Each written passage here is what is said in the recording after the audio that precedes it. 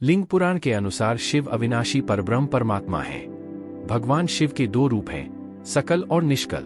रूप व कलाओं से युक्त होने के कारण उन्हें सकल, समस्त अंग व आकार वाला कहा जाता है, और लिंग रूप में अंग आकार से रहित निराकार होने के कारण उन्हें निष्कल कहते हैं। शिवलिंग शिव के निराकार स्वरूप का प्रतीक है।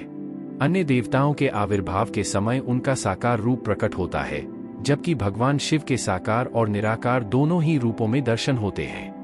यही कारण है कि लोग लिंग और मूर्ति दोनों ही रूपों में भगवान शिव की पूजा करते हैं। कब से शुरू हुई शिवलिंग पूजन की परंपरा? ओम नमो नारायण। हिंदी सनातनी ज्ञान यूट्यूब चैनल पर आपका एक बार फिर से स्वागत है। अगर आप हिंदी सनातनी ज्ञान में नए हैं तो चैनल को सब्सक्राइब करें और सनातनी ज्ञान की दुनिया में हमारे साथ जुड़े। पूर्वकल्प में ब्रह्मा जी और भगवान विष्णु के विवाद और अभिमान को मिटाने के लिए भगवान शिव ने अग्निस्तंभ के रूप में अपना निष्कल स्वरूप प्रकट किया। उसी समय से संसार में भगवान शिव के निर्गुण लिंग व सगुण मूर्ति की पूजा प्रचलित हुई। चतुर्युगी के अंत में प्रलय होने पर चारों ओर जल ही जल हो गया। उस प्रलय के जल में भगवान विष्णु कमल पर शयन कर रहे थे। उन्हें देखकर माया से मोहित ब्रह्मा जी ने कहा, तुम कौन हो जो इस तरह निश्चिंत होकर सो रहे हो? भगवान विष्णु ने हंसते हुए ब्रह्मा जी से कहा, वत्स बैठो। यह सुनकर ब्रह्मा जी ने गुस्से से कहा, तुम कौन हो जो मुझे वत्स कह रहे हो? तुम नहीं जानते कि मैं सृष्टि का कर्ता ब्रह्मा हूँ। भगवान विष्णु ने कहा, जगत का कर्ता, भर्ता, हर्ता मैं हूँ। तुम तो मेरे नाभिकमल से उत्पन्न हुए हो, अतः तुम मेरे पुत्र हो। मेरी माया से मोहित होकर तुम मुझे ही भूल गए। दोनों में विवाद होने लगा। दोनों ही अपने को ईश्वर सिद्ध कर रहे थे। हंस और गरुड़ पर चढ़कर दोनों आपस में युद्ध करने लगे। इससे भयभीत होकर देवगणों ने कैलाश जाकर भगवान शिव से विवाद को शांत करने की गुहार लगाई। भगवान शिव इस विवाद की शांति के लिए एक अति प्रकाशवान ज्योतिर्लिंग के रूप में प्रकट हुए। इस ज्वालामय लिंग का कोई और छोर नजर नहीं आता था। उस लिंग को देखकर ब्रह्मा जी और भगवान विष्णु सोचने लगे कि हम दोनों के बीच में यह कौन सी वस्तु आ गई है।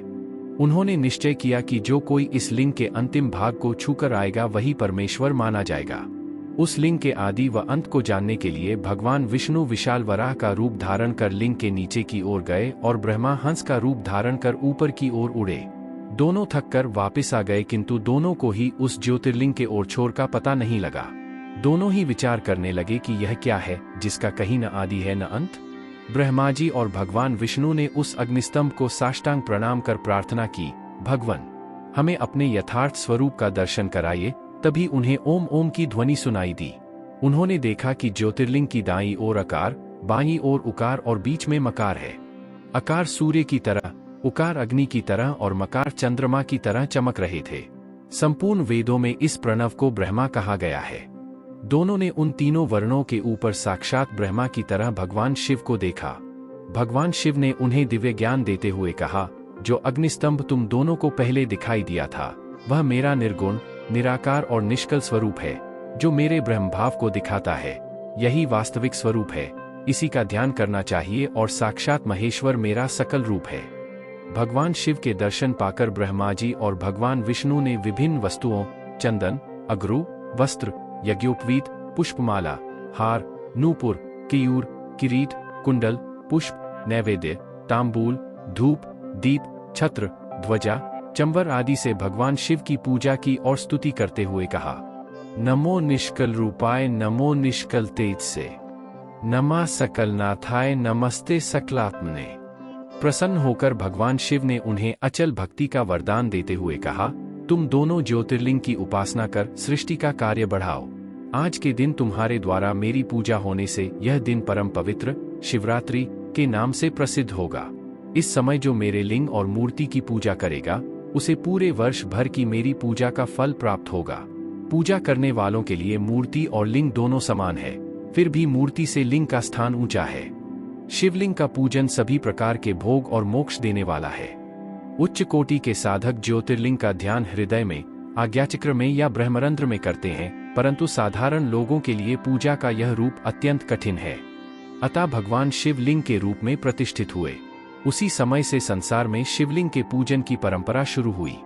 ब्रह्ममुरारी सुरार्चित लिंगन, निर्मल भासित शोभित लिंग, जन्म दुख विनाशकलिंग, तत्प्रणमामि सदा शिवलिंग।